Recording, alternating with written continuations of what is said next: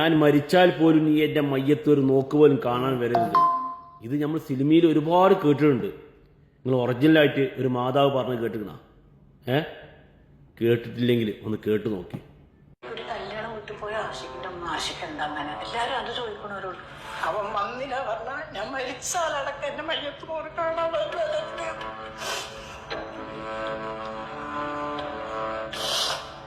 ഇപ്പൊ ഇല്ലാത്ത ബന്ധപ്പ് കേൾക്കണം. ഒരു മാതാവിൻ്റെ നാവിൽ നിന്നും ഇതുപോലത്തെ വാക്കുകൾ എൻ്റെ ജീവിതത്തിൽ ഞാൻ ആദ്യമായിട്ട് കേൾക്കുന്നത്.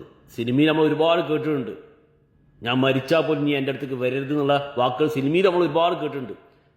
എൻ്റെ ജീവിതത്തിൽ ഒറിജിനലായിട്ട് ഒരു മാതാവിൻ്റെ വാക്കുകൾ. നമ്മുടെയൊക്കെ പല തെറ്റുകളും ക്ഷമിക്കുന്നത് നമ്മൾ മാതാവാണ്. നമ്മളെ കൂടെ നിൽക്കുന്നതും അധികവും മാതാവാണ്. ഉപ്പാർക്ക് പിന്നെ കുറച്ചൊരു ഇതൊക്കെ ഉണ്ടാവും. ചിലപ്പം കൂടെ എന്തെങ്കിലും ഇപ്പാരും നമ്മൾ കൂടെ ഉണ്ടാവും. പക്ഷേ മക്കളെ പല കാര്യങ്ങളും ക്ഷമിക്കാനും ഇനി ഉപ്പാരോട് പറഞ്ഞിട്ട് അത് ക്ഷമിച്ചു കൊടുത്താലെന്ന് പറയാനും നിൽക്കുന്നത് നമ്മളെ മാതാവാണ്. ഈ മാതാവ് അത്രയും സഹി കെട്ടിട്ടാണ് ഇങ്ങനെ ഒരു വാക്ക് പറഞ്ഞിട്ടുള്ളത്. ഈ ആശി ജാസി വിഷയം ഞാൻ പണ്ടേ വിട്ടതാണ്. എല്ലാവർക്കും അറിയാവുന്നതാണ്. ഈ ജാസിനായിട്ട് ഞാൻ നല്ല ഫൈറ്റ് നടന്ന ടൈം ഉണ്ടായിരുന്നു. ഈ ആശിനെ കല്യാണം കഴിച്ചെന്ന് ഞാനാണ് ഈ പബ്ലിക് ആദ്യം വന്ന് പറഞ്ഞത്. അന്ന് ഇവന് ഒരുപാട് എതിർത്ത് വന്നു. ഞാൻ അതിനെ ഫൈറ്റ് ചെയ്തു. അങ്ങോട്ട് ഇവിടെ തെറികൾ നടന്നു. ശപിച്ച വാക്കുകളും ഒരുപാട് ഉച്ചരിച്ചു. അതൊന്നും നമുക്ക് ബാധകമല്ല.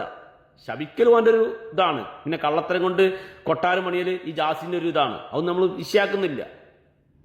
പക്ഷേ മുകളിൽ ഒരാളുണ്ട് എന്നുള്ള ചിന്ത അവനക്ക് ഇല്ലാതായി പോയി. നമുക്കതുണ്ടായിരുന്നു. അതുകൊണ്ടാണ് ഈ ജാസിയുടെ വാക്കിൽ നിന്ന് തന്നെ വന്നത്. എന്നെ ആശി കല്യാണം കഴിച്ചതാണ്, ഇതാണ് താലി, അവൻ്റെ നാവിൽ നിന്നും ഇവിടെ വന്ന് പബ്ലിക് പറഞ്ഞത്. അന്നത്തോളം ഞാൻ വിഷയം വിട്ടാണ്. പിന്നെ ജാസിനെ ട്രോളാനോ സംസാരിക്കാനോ ഞാൻ പോയിട്ടില്ല. പക്ഷെ ഇപ്പം ഈ ഒരു ഉമ്മാൻ്റെ കരച്ച് കണ്ടപ്പോൾ ഒന്ന് പറയണമെന്ന് തോന്നിപ്പോയി. അപ്പോൾ ആശിനോട് പറയാനുള്ളത്, ആ ഉമ്മ അത്രയും സഹി കെട്ടിട്ടാണ് പറയുന്നത്. നിന്നോട് എല്ലാം പൊറുക്കാനും ക്ഷമിക്കാനും ആ ഉമ്മ തയ്യാറാണ്. അപ്പോൾ ആ ഉമ്മാൻ്റെ അടുത്തേക്ക് നീ ചെല്ലണം. ഇനിയെങ്കിലും അന്നെ ആ ജാസിൻ ചിലവും ദ്രോഹിച്ചിന്ന് വരാം, അതാക്കിന്ന് വരാം, അതൊന്നും വിഷയാക്കണ്ട. കാരണം നിന്റെ കൂടെയുള്ള ഇന്ന ഉമ്മയാണ്. ഓക്കെ? അപ്പോൾ നീ ആ ഉമ്മാൻ്റെ അടുത്തേക്ക് പോവുക. പോയില്ലെങ്കിൽ മരിച്ചാൽ പോലും ആ ഉമ്മാൻ്റെ മയ്യത്ത് കാണാൻ നീ ചെല്ലരുതെന്നാണ് ഉമ്മ പറഞ്ഞിട്ടുള്ളത്. ആശയ ഇതിൻ്റെ ലാസ്റ്റ് ചാൻസാണ്. ആ മാതാവിനെ കഴിപ്പിക്കരുത്. ഇനിയിപ്പോൾ ഏത് മക്കളായിക്കോട്ടെ, നമ്മുടെ പെറ്റ തള്ളയെ ഒരിക്കലും വേദനിപ്പിക്കാൻ പാടില്ല. ചേന്നുള്ള വാക്കുപോലും ഉച്ചരിക്കരുത്. നശിച്ച് പണ്ടാറടങ്ങിപ്പോവും. ഓർത്തോളി. അടിക്കും എന്നൊക്കെ എങ്ങനെയാ ഉമ്മ എങ്ങനെ അറിയുന്നത്?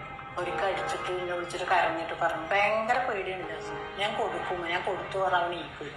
വിടില്ലടി, നീ ആരാടി ചോദിക്കാൻ, അവനെ ഞാൻ വിടുകടി. അവനക്ക് പറയാൻ മാനക്കെട്ടില്ലല്ലോ ജാസിക്ക്. എന്തൊക്കെ പറയണ, ഒരു പെറ്റ തള്ള കേൾക്കണ വർത്താനാണ് അവൻ പറയണത്. നല്ല തെറിവറിയല്ലേ, വെറും പറയണേ. അങ്ങനെ ചീത്ത വിളിക്കും. ഞാൻ ആഷിക്കിന് ഫോൺ വിളിച്ചാൽ അവരാ ഫോൺ വിളിക്കുക. ഉണ്ടാ ഫോണിന്റെ മോനിക്ക് കൊടുക്കണം. നിന്നാരാടാ വിളിച്ചത്? ഈ ഫഹദ് ഒരു ബൈസെക്ഷൽ ആണ്, അല്ലെങ്കിൽ ഒരു ഫഹദ് അങ്ങത്താനല്ല. ഫഹദിന്റെ നാട്ടിൽ പോയ അന്വേഷിച്ചു. ഫഹദ് നല്ലൊരു മനുഷ്യനാണ്. അതൊക്കെ സംസാരിക്കാൻ ഡീസൻ്റാണ്. ഡ്രഗ്സോ കാര്യങ്ങൾ എന്തെങ്കിലും ഉപയോഗിക്കുന്നതാണെന്നല്ലോ ഉണ്ട് എന്നൊക്കെ പറയണത്. നമുക്കറിയില്ല ഡ്രഗ്സ് ഉപയോഗിക്കണ്ടെന്നൊക്കെ പറയാം. ഇവിടുന്ന് പോകണമെന്നുണ്ട്. എനിക്കൊരു കല്യാണം വിട്ടുപോയ ആശിക്കിന്റെ അമ്മ ആശിക്കണ്ട അങ്ങനെ എല്ലാരും അത് ചോദിക്കണവരോട്. അവൻ വന്നില്ല പറഞ്ഞാ ഞാൻ മരിച്ചാലടക്കം എന്റെ മയ്യത്ത് പോയി കാണാൻ